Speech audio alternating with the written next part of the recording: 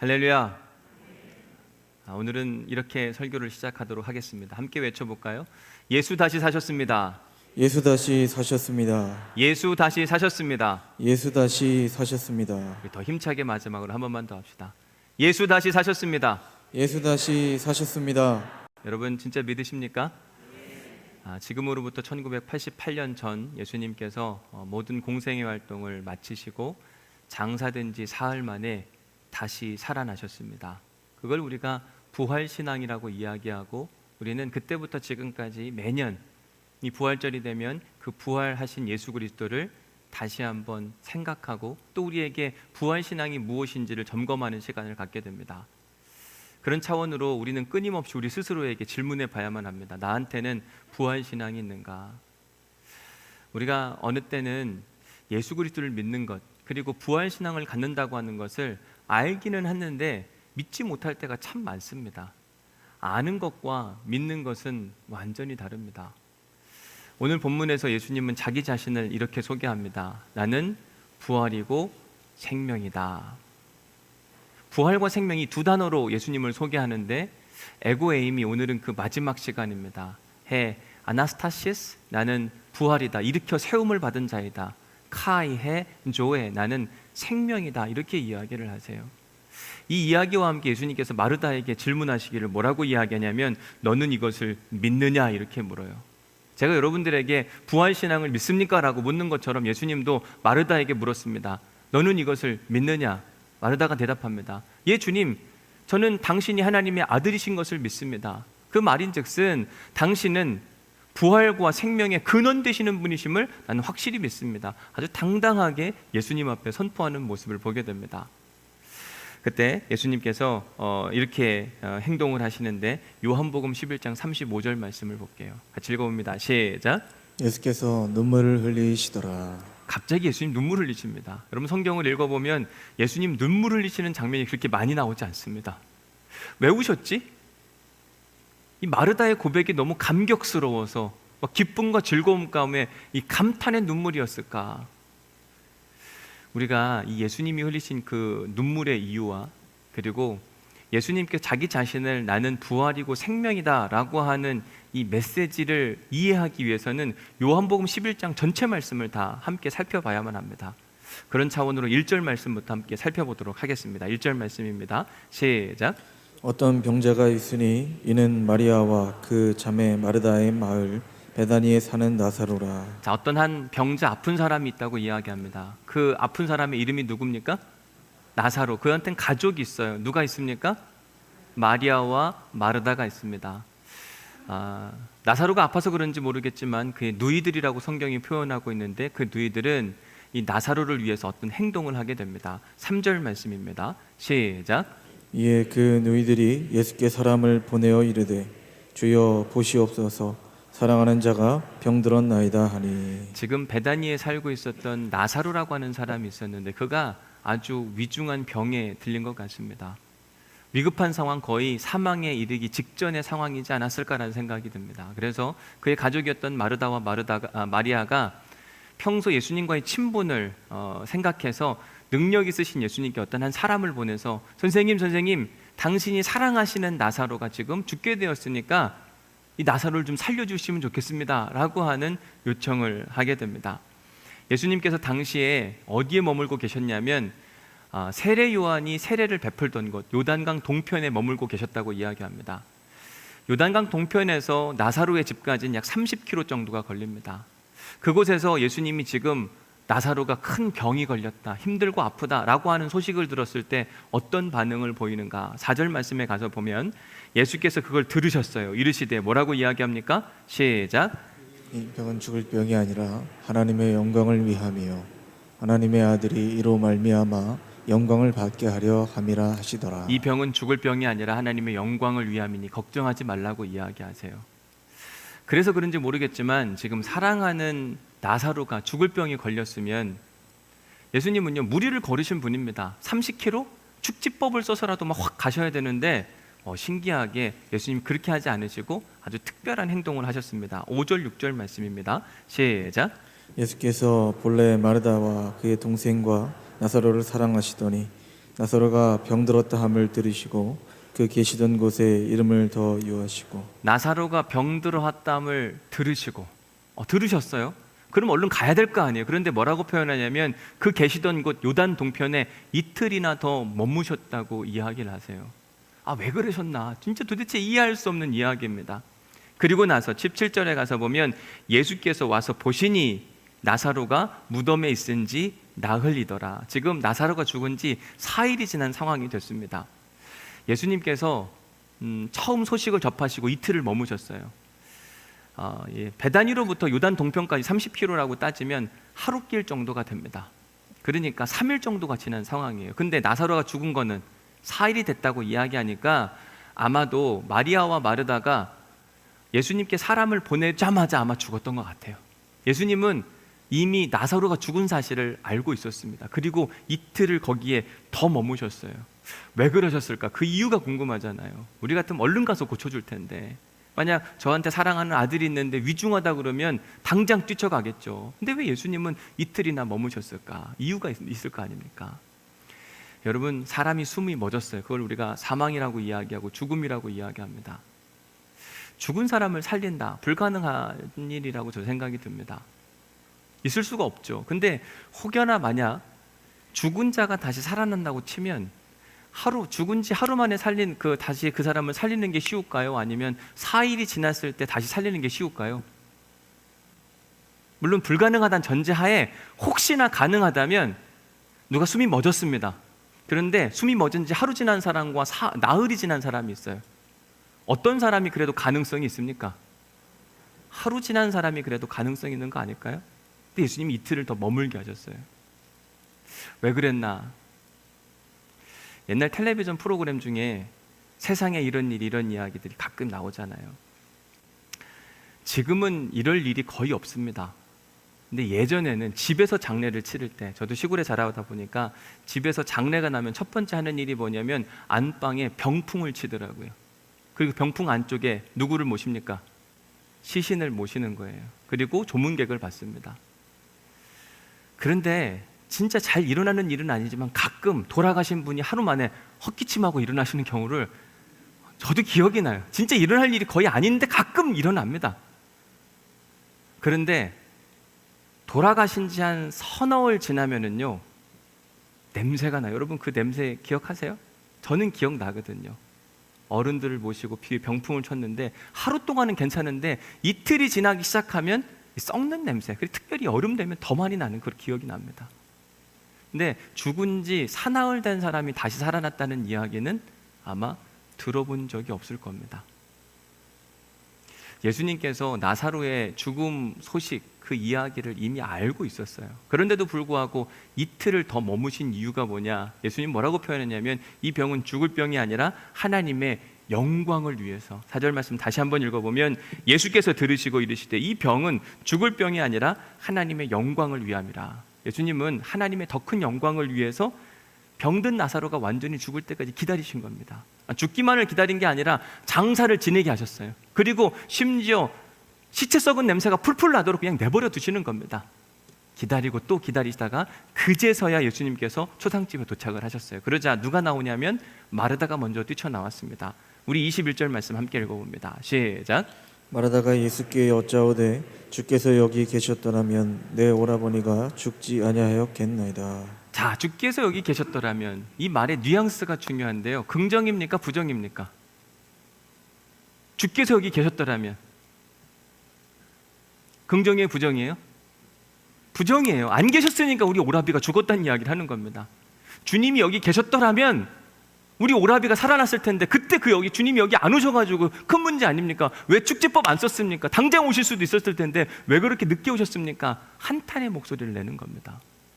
그런데 이 마르다가 여기서 끝나지 않고 한마디를 더 붙이는데, 그 다음 구절 보도록 하겠습니다. 22절 시작. 그러나 나는 이제라도 주께서 무엇이든지 하나님께 구하시는 것을 하나님이 주실 줄을 아나이다. 조금 전에는 믿음 없는 사람처럼 보였어요. 주께서 여기 안 계셔가지고 우리 오라비가 죽었습니다, 이렇게 이야기합니다. 근데 지금은 달라요. 뭐라고 표현하냐면, 그러나 나는 이제라도 주님께서 뭐든지 하나님께 구하시면 내 죽은 오라비 나사로가 다시 살아날 것을 믿습니다. 아주 자신 있게 믿음의 고백과 선포를 하게 됩니다. 이 말을 듣고 예수님 너무 기분이 좋으셨든지 23절에서 이렇게 이야기합니다. 시작. 예수께서 이르시되 내 오라비가 다시 살아나리라. 그래, 너 죽은 오라비가 다시 살아날 거야. 걱정하지 마. 마르다는요 너무 행복하고 좋아가지고 아멘 주님, 그렇게 될 것을 믿습니다. 얼른 기도해 주십시오 라고 답을 해야 되는데 그가 뭐라고 이야기하는가? 24절 말씀 시작. 마르다가 이르되 마지막 날 부활 때에는 다시 살아날 줄을 내가 아나이다. 맞아요 주님, 우리 오라비가 살아날 걸 내가 믿습니다. 아는데요, 그런데 그 시기가 중요한데 언제 그 일이 일어난다고요? 마지막 날에 일어날 거라고 이야기해요. 그때 예수님이 하신 말씀이 오늘 본문의 이야기예요. 나는 부활이고 생명이니 나를 믿는 자는 죽어도 살겠고 살아서 믿는 자는 어떻게 된다고요? 영원히 살겠다고 이야기합니다. 예수님이 나는 부활이고 생명이라고 말씀하신 이유를 이 맥락 안에서 이해해야 돼요. 지금 마르다는 예수님께서 다시 나사로가 살아날 거야 라고 이야기했을 때 네 주님 맞아요, 살아날 거지요. 그런데 그때가 마지막일 걸 내가 압니다 이렇게 이야기하는데 예수님은 아니야, 그때가 아니라 지금 살아난단 말이야. 지금 예수님과 마리아의 대화가 엇갈리고 있는 상황이에요. 말이 안 통해서 그런지 모르겠지만 갑자기 예수님께서 마리아를 부르세요. 자, 28절 말씀 읽어보겠습니다. 28절 시작. 이 말을 하고 돌아가서 가만히 그 자매 마리아를 불러 말하되 선생님이 오셔서 너를 부르신다 하니. 우리가 말씀에 보면 마리아는 예수님 곁에서 말씀을 열심히 듣던 그 여인이었어요. 그죠? 믿음이 훨씬 더 좋은 거 아닌가? 이런 생각이 들기도 하는데 어쨌든 마리아는 예수님이 자기를 부른다는 소식을 듣고 얼른 달려나갑니다. 그래서 이 32절에 가서 보면 마리아가 예수 계신 곳에 가서 배웠고 그 발 아래 엎드렸다고 이야기합니다. 근데 그 다음 이야기가 마르다가 했던 이야기하고 똑같아요. 뭐라고 이야기합니까? 주께서, 이 말도 뭐예요? 주님이 여기 안 계시니까 그 우리 오라비가 죽은 거 아닙니까? 우리한테는 더 이상 이제 소망도 희망도 없습니다. 너무 속상하고 답답합니다. 근데 이 모습을 보시고 예수님께서 33절에 이렇게 행동을 하십니다. 33절 읽어봅니다. 시작. 예수께서 그가 우는 것과 또 함께 온 유대인들이 우는 것을 보시고 심령에 비통히 여기시고 불쌍히 여기사. 예수님께서 왜 그들의 모습을 보시고 애통해 하시고 비통해 하셨는가? 왜냐하면 그들의 믿음 없는 모습 때문에 그래요. 여러분, 예수님 어떤 분이셨는가? 여러분, 무리를 거르신 분이세요. 물고기 2마리, 보리떡 5개로 남자만 5,000명을 먹였다고 말씀하셨습니다. 38년 된 병자를 말씀으로 치유하셨고 눈먼 자, 나면서부터 눈먼 자의 눈을 밝히 보여주게 하셨어요. 이런 예수님의 기적을 경험한 사람들이 수시로 고백했던 게 뭐냐면 당신은 우리의 구원자이십니다. 우리의 왕이 되어 주십시오. 당신께서는 능치 못할 일이 없습니다 라고 하는 믿음의 고백이 살아있었어요.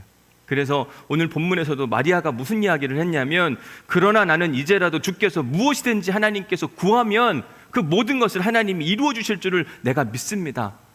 정말 위대한 고백이었는데 문제는 뭐냐면 이게 입술의 고백이긴 했는데 가슴의 고백은 아니었어요. 입술로는 주님이 그렇게 하실 것을 믿습니다라고 이야기하면서도 가슴 한켠으로는 못하실걸? 우리 오라비 죽었는데 나중에 마지막 날 그때야 이루어지는 거 아니겠어? 입술로는 믿음을 고백하지만 가슴으로는 그 믿음이 없는 모습, 저는 이것을 이중적인 영적 상태라고 정의하고 싶습니다. 겉과 속이 다른 거예요. 예수님은 그것 때문에 눈물을 흘리셨어요. 35절 말씀 보겠습니다. 예수께서 눈물을 흘리시더라. 여러분, 이때 예수님 흘리신 눈물, 신만 나는 눈물일까요? 짠만 나는 눈물일까요? 기억나세요? 이 설교가 뭔지? 잘 모르시겠는 분들은 2020년 5월 17일 신만 나는 설교 다시 들으시면 알 겁니다. 눈물엔 종류가 있다고 말씀을 드렸어요. 신만 나는 눈물은 positive tears, 긍정적인 눈물, 기쁨과 환희와 감사 가운데 흘리는 눈물이 신만 나는 눈물이라고 말씀을 드렸고, negative tears, 부정적인 눈물은 어떤 눈물이냐면 비통과 애통함이 가득 차 있을 때 흘리는 눈물. 그래서 어떤 사람이 눈물 흘리면 저 사람의 감정 상태 알아보려면 어떻게 하면 된다 그랬습니까? 그 사람 눈물 찍어서 알아보면 된다 그랬잖아요. 그죠? 오늘 본문에서 요한복음 11장에서 흘리신 예수님이 흘린 눈물의 맛은 어떤 맛일까? 철저하게 짠맛 나는 눈물이었을 겁니다. 왜요? 그렇게 많이 예수님의 살아계신 그 능력, 어마어마한 능력을 경험했음에도 불구하고 그 기쁨과 감사와 은혜를 모른 채 오히려 지금 겉으로는 믿음 있는 척 보이지만 속으로는 의심과 두려움과 염려와 믿지 못하는 모습들을 바라보시는 예수님의 마음은 속상하고 답답함 그 자체였습니다. 안 되겠다 싶었는지 예수님께서 움직이기 시작하십니다. 어떻게 행동하시는가? 39절 말씀 가서 봅니다. 예수께서 이르시되 돌을 옮겨 놓으라 하시니. 그럼요, 옮겨 놓으면 되잖아요. 근데 마르다가 뭐라고 이야기합니까? 시작. 그 죽은 자의 누이 마르다가 이르되, 시작.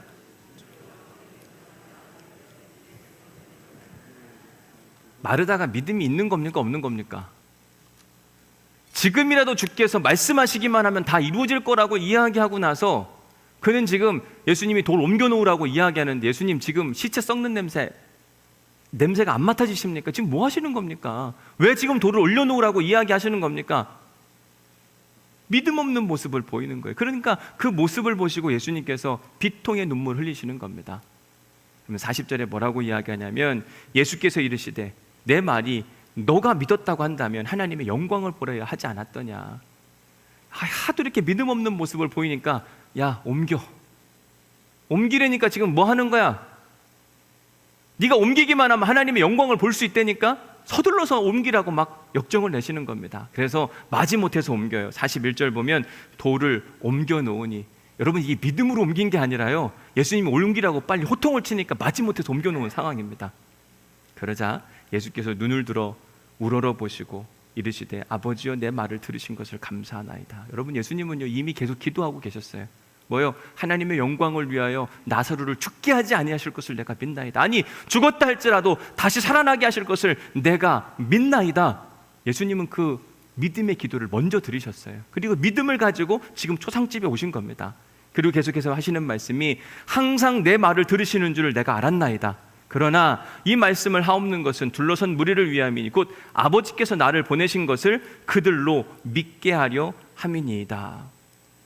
이미 내 기도 들으신 것 알고 이제 저들의 믿음을 위하여 하나님께서 일하실 것을 믿습니다. 이 말씀을 하신 뒤에 예수님께서 말씀하시기를 큰 소리로 나사로야 나오라 부르시니 죽은 자가 수족을 배로 동인채로 나오는데 그 얼굴은 수건에 쌓였더라. 예수께서 이르시되 풀어놓아 다니게 하라 하시니라.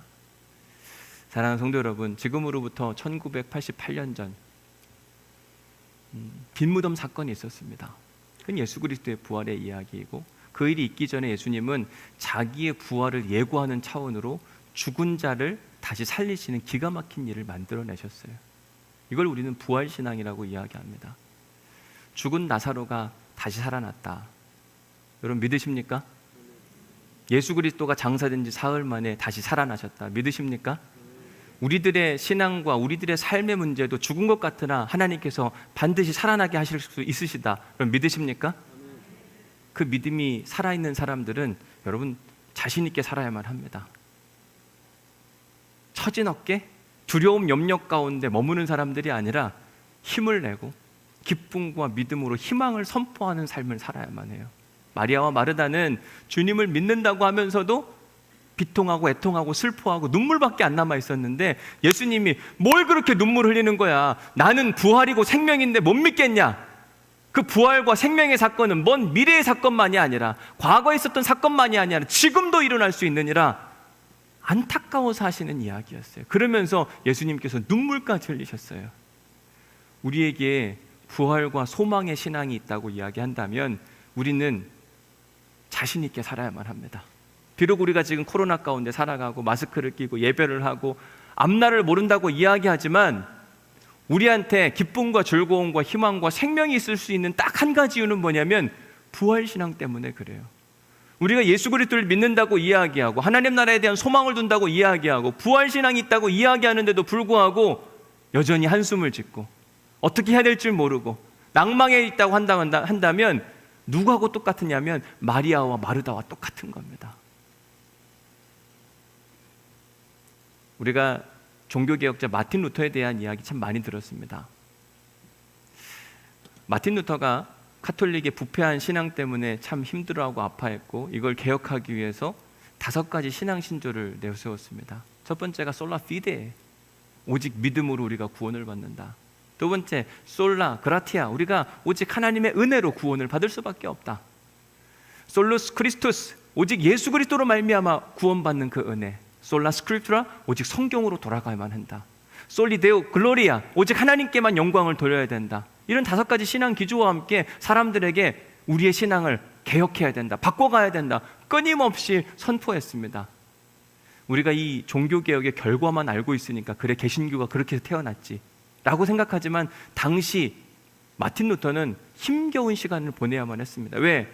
캐톨릭이라고 하는 거대 종교 권력과 이 한 사람이 싸우는 일이 결코 만만치가 않았습니다. 뭔가를 하려면 억압하고, 뭔가 하려면 모함하고, 억누르고, 여기에 계속 짓눌려 살다 보니까 어느 날은요, 사람이 멍한 거 있잖아요. 뭘 해야 될지도 모르고 먼 산만 바라보고 있고 무기력해진 그 모습들. 어느 날 그의 아내 카타리나가 그의 모습을 보고 나서 상복을 입고 나타났어요. 그리고 아이고 아이고 하는 겁니다. 마틴 루터가 깜짝 놀라가지고 이게 무슨 일인가, 여보 지금 무슨 일을 하고 있는 거냐고. 누가 죽었냐고. 죽었대요. 누가 죽었냐고. 하나님이 돌아가셨다고. 마틴 루터가 화를 내면서 무슨 하나님이 돌아가시냐고, 하나님 번젓이 살아계신데 누구보다 잘 알 사람이 지금 무슨 일을 하고 있는 거냐고. 그때 그의 아내 카타리나가 했던 이야기가 뭐냐면, 맞아요, 나는 그런 줄만 알고 있었어요. 그런데 당신이 그렇게 종교개혁하면서 힘들고 어렵다고 무기력한 모습을 보니까 하나님 돌아가신 것 같아요. 그러면서 아이고 하나님 죽으셨네, 하나님 죽으셨네. 그 모습을 지켜본 마틴 루터가 정신이 번쩍 든 겁니다. 내가 하나님을 믿고 있는데 왜 여기서 무기력하게 있는 것인가. 다시 한번 힘을 낼 수 있는, God's not dead, 하나님은 죽지 않으셨습니다. 예수님도 죽음으로 끝나지 않으셨고 그 죽음 뒤에 부활이 있었고, 우리의 인생의 문제도 지금 뭔가 해결되지 않는 것 같으나, 이 코로나의 문제도 해결되지 않는 것 같으나, 여러분 우리의 인생의 문제도 끝이 있고 코로나도 끝이 있고, 모든 것이 그 끝 뒤에 부활로 연결되어지는 은혜가 있기를 주님의 이름으로 간절히 축원합니다. 우리에게 그 믿음이 분명히 있어야만 합니다. 덴마크의 철학자 소렌 키에르케고라는 사람이 이런 이야기를 합니다. 인텔리, 뭔가 공부를 많이 한 사람들의 특징, 근데 그들의 위험성이 있는데, 그 위험성이 뭐냐? 많은 사상과 철학을 공부하더라도 그런 사람들은 지식만 알고 있는 수준에 머무를 뿐이고 자기가 직접 선택하지는 않는 것이다. 여러분, 공부를 많이 한 사람, 우리 부활신앙에 대한, 예수 그리스도에 대한 성경적 신앙이 참 많습니다. 그런데 지식으로만 머물 때가 분명히 있다고 하는 사실이에요. 그게 실제가 되어야만 합니다. 죽은 자를 일으켜 세워주신 그 주님의 능력이 우리 가운데 간절히 임할 수 있기를 주님의 이름으로 간절히 축원합니다. 우리 인생의 문제, 하나님께서 친히 개입하시고 함께 하셔서 일으켜 세워주시기를 원하십니다. 어떻게 그 일이 가능한가? 부활의 주님이 우리 하나의 표본이 되는 것이고, 죽은 나사로가 다시 살아난 것이 우리 하나의 예표가 될 수 있는 거예요. 주님이 2021년 부활주의를 맞아서 다시 한번 우리에게 뭐라고 말씀하시냐면, 부활신앙이 입술의 고백으로 끝나지 말고. 여러분, 마르다가 아주 엄청난 고백을 했어요. 뭐라고 이야기하냐면, 주께서 지금이라도 하나님께 간구하기만 한다면 얼마나 좋은 믿음이에요. 그러나 그의 안타까운 믿음은 뭐였냐면, 그게 입술의 고백이기만 했어요.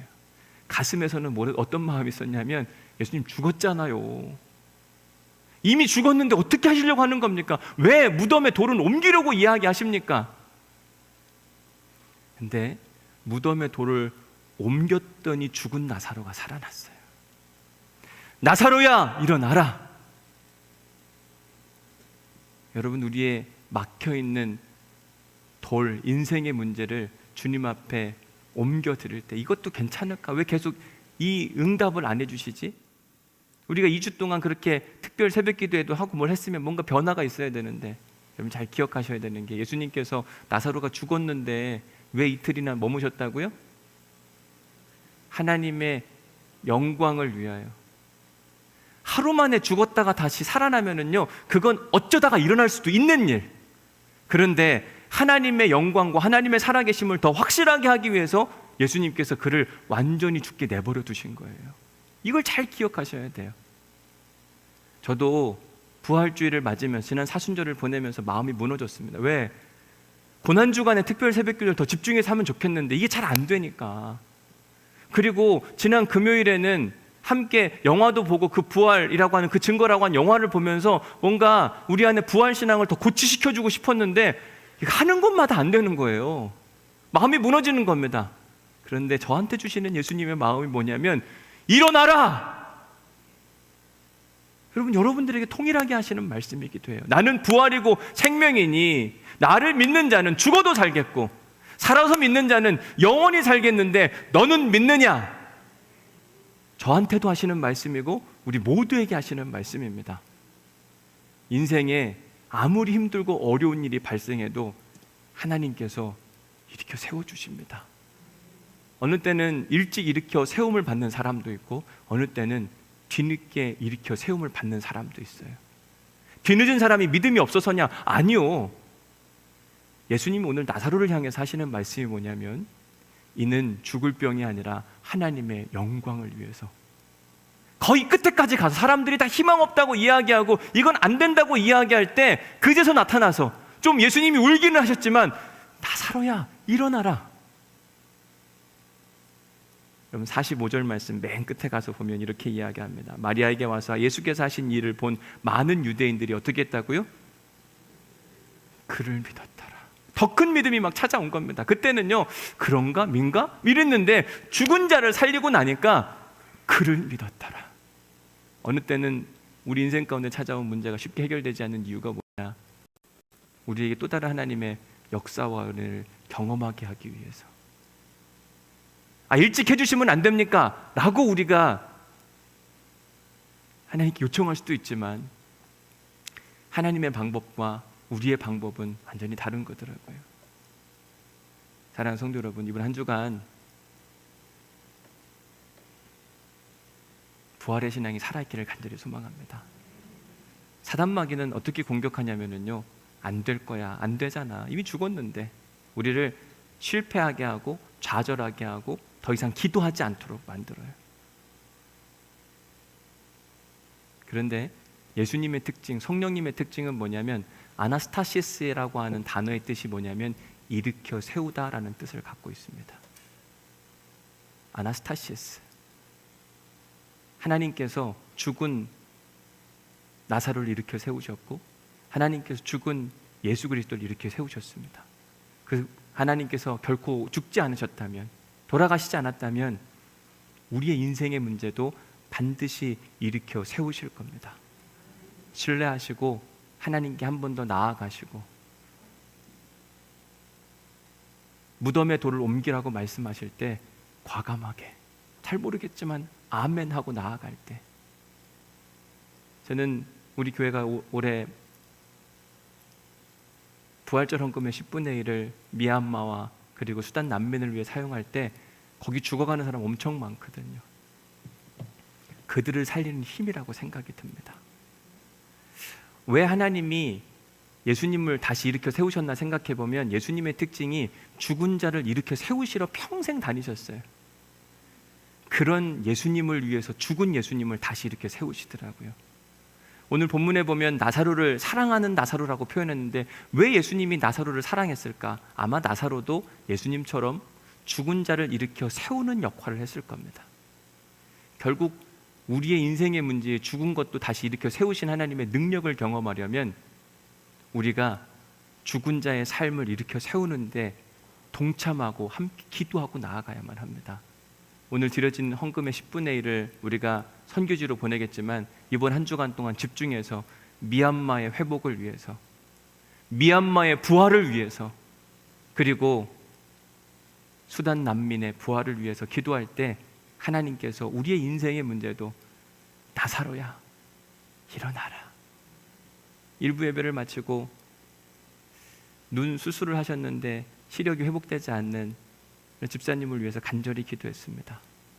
그때 제 믿음은 동일했습니다. 그리고 동일하게 선포했습니다. 아무개야, 아무개 집사야, 일어나라. 근데 오늘 이 자리에 있는 모든 성도들을 향해서도 하나님께서 동일하게 하시는 이야기입니다. 마음 무너지지 말고, 힘들고 어렵다고 속상해하지 말고 일어나라. 기도하겠습니다. 하나님 감사합니다. 오늘 또 우리에게 귀한 말씀을 주시고 부활신앙이 무엇인지를 깨닫게 하시니 감사합니다. 부활은 먼 미래에도 있겠지만 지금도 부활신앙이 사라지지 않음을 깨닫게 하시니 감사합니다. 하나님, 믿음 없는 가운데 살아가지 않게 하여 주옵시고 믿음의 능력을 경험하며 살아가는 은혜의 성도들 될 수 있도록 도우시고 축복하여 주옵소서. 아무개야, 일어나라! 말씀하시는 소리를 듣게 하여 주옵시고 좌절과 낭만 가운데 있지 아니하고 살아계신 하나님의 은혜와 능력만을 사모하는 한 주간이 될 수 있도록 도우시고 축복하여 주옵소서. 특별히 미얀마와 수단 난민들을 축복하며 기도합니다. 저들이 지금 숨죽여서 있습니다. 피를 흘리고 있습니다. 하나님, 주님께서 귀한 예물이 쓰이는 곳곳마다 부활의 능력을 허락하여 주옵시고 생명의 역사를 경험할 수 있도록 우리가 함께 깨어 기도함으로 우리의 인생의 문제도 주님께서 아나스타시스, 부활시켜 주시는, 일으켜 세워 주시는 놀라운 능력을 경험할 수 있도록 도우시고 축복하여 주옵소서. 주님의 일하심을 간절히 소망하오며 예수님의 이름으로 기도드렸사옵나이다. 아멘.